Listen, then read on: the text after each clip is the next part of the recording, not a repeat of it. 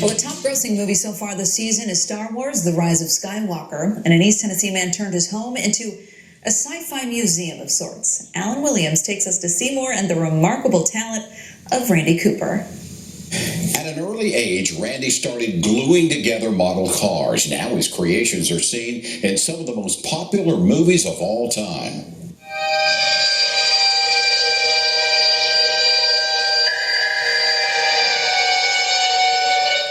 They say a man's home is his castle.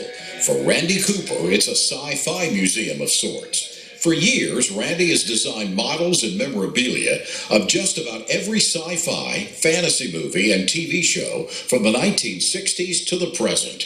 Like many hobbyists, he started with model cars. But when the Star Wars movies came out, it all changed. I put some models in this hobby shop, and the hobby shop had these big windows because it used to be an old clothes store, and the local newspaper saw it. They're now seen on the silver screen. His resume reads like a who's who of sci-fi movies through the years, including Starship Troopers, Men in Black, Iron Man 2, and Spider-Man 2. And Spider-Man 2, I was in charge of designing his foot. They gave it to me to design out and figure out to show how it works. So this is a very simplified version.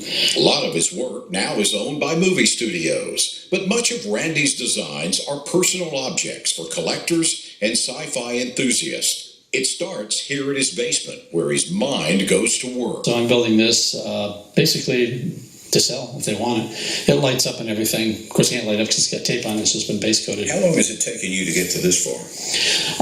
A model, usually the average model takes about 6 to 7 months to do from start to finish. Randy says he'll eventually sell it for $800.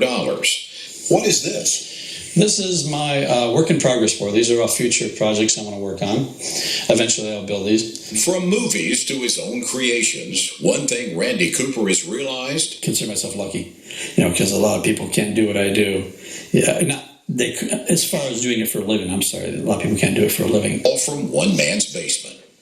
If you're interested in Randy's designs, he's got his own website, and we can help you out here at the station as well.